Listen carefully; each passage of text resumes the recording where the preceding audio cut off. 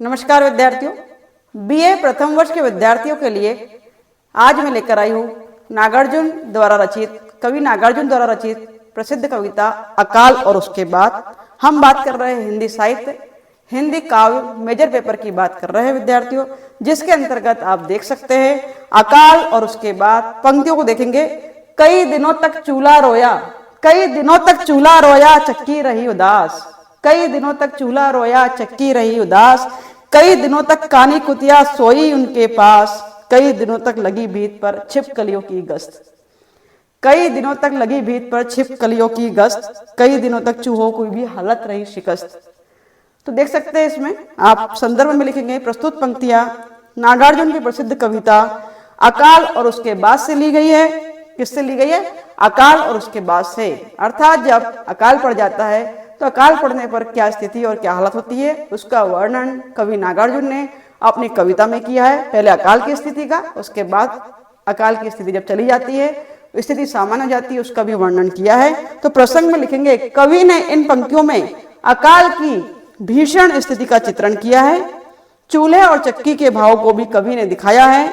अकाल की स्थिति में अनाज के अभाव में मानव तो क्या अन्य जीवों की भी दशा दयनीय थी। कवि नागार्जुन ने यह कहने का प्रयास किया है। देखिए व्याख्या में आप लिखेंगे, अकाल पड़ने की वजह से आम आदमी का जीवन बहुत कठिन हो गया है। कवि नागार्जुन कहते हैं कि अकाल पड़ने के कारण आम आदमी का जीवन बहुत कठिन हो गया है। तो आदमी के साथ साथ जीव जंतुओं की हालत भी खराब है। यह नागार्जुन ने अकाल और उसके बाद कविता में कहने का प्रयास किया है।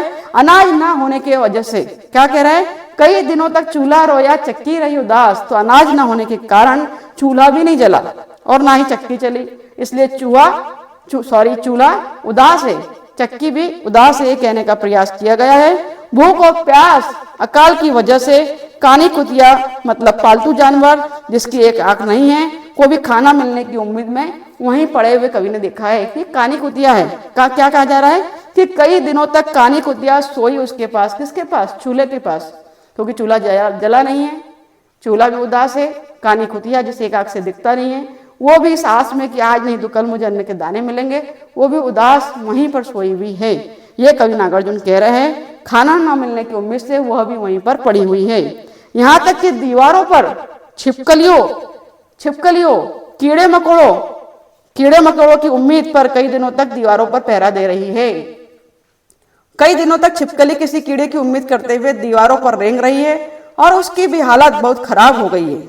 वह भी भूख की वजह से पस्त है। कहा जा रहा है कि चूहे भी खाना न मिलने की वजह से परेशान हो गए हैं और उनकी हालत खाना न मिलने के कारण पस्त हो जा रही है। कई दिनों तक लगी भीत पर छिपकलियों की गश्त। छिपकलियां आवाजाही कर रही कि अब नहीं तो तब दाना मिलेगा।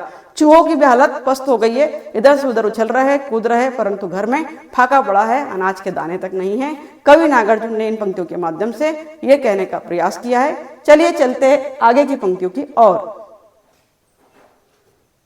अग्रिम पंक्तियों में नागार्जुन जी कहते हैं, दाने आए घर के अंदर कई दिनों के बाद। दाने आए घर के अंदर कई दिनों के बाद। धुआं उठा आंगन से ऊपर कई दिनों के बाद। धुआं उठा आंगन से कई दिनों के बाद। चमक उठी घर भर की आंखें कई दिनों के बाद। कौवे ने खुजलाई पाखे कई दिनों के बाद। तो विद्यार्थियों संदर्भ में वही लिखेंगे, प्रसंग में भी प्रसंग थोड़ा सा चेंज होगा। प्रसंग में आप लिखेंगे कि इन पंक्तियों में कवि नागार्जुन ने अकाल के बाद की स्थिति का वर्णन किया है, अर्थात अकाल के बाद सामान्य स्थिति हो जाती है उसका वर्णन किया है। पहले तो उनकी हालत खराब है, वो परेशान है, वो भूखे हैं, प्यासे हैं, अनाज के दाने भी नहीं है, परंतु अकाल की स्थिति समाप्त हो गई है, स्थिति सामान्य हो गई है। तब क्या दशा है देखिए। जब अकाल की स्थिति गई तो घर में अन्न के दाने आए। सामान्य स्थिति हुई, घर में अनाज के दाने आए, अनाज को घर में भरा गया और घर में खुशी का माहौल, हलचल प्रारंभ हो गई। कहा जा रहा है, दाने आए घर के अंदर कई दिनों के बाद। धुआं उठा आंगन से ऊपर कई दिनों के बाद। चूल्हा जल रहा है, धुआं उठ रहा है, अनाज पक रहा है, इसलिए कहा जा रहा है कि धुआं उठा कई दिनों के बाद। ऐसा लगता है मानो कोई मृत इंसान वापस जिंदा हो गया है। घर में कई दिनों के बाद चूल्हा जला है और आंगन के ऊपर से धुआं उठता हुआ दिखाई दे रहा है। अन्न की प्राप्ति होने से, भोजन की प्राप्ति होने से खुशी से घर वालों की आंखें चमकने लगी है।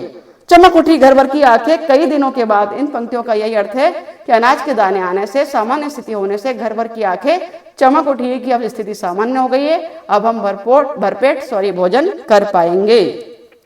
यह सोचकर उन्हें बहुत खुशी और आनंद का अनुभव हो रहा था। घर में धुआं देखकर कोए को भी भोजन पाने की आशा हो गई थी। वह भी प्रसन्नता से अपने पंख खुजलाने लगा और इसी तरह से वातावरण में खुशी का माहौल छा गया। चमक उठी घर भर की आंखें कई दिनों के बाद, कौवे ने खुजलाई पाखें कई दिनों के बाद। कौवा भी जो कि आंगन में मंडरा रहा है, देख रहा है, वह भी बहुत खुश है, अपने पंखों को सहला रहा है और इठला रहा है कि मुझे भी अब खाना मिलेगा। इस प्रकार कवि नागार्जुन ने अकाल के पहले और अकाल के बाद की स्थिति का वर्णन अपनी इस कविता में किया है। इसलिए अकाल और उसके बाद इस कविता का टाइटल है विद्यार्थियों। तो इस प्रकार आज हमने प्रथम वर्ष के विद्यार्थियों के लिए अकाल और उसके बाद कविता प्रस्तुत की। नेक्स्ट वीडियो में हम देखेंगे वह तोड़ती पत्थर, इस कविता पर चर्चा करेंगे। तो बने रहिए हमारे चैनल के साथ ऐसे ही महत्वपूर्ण वीडियोस को पाने के लिए। Thank you very much for watching my channel.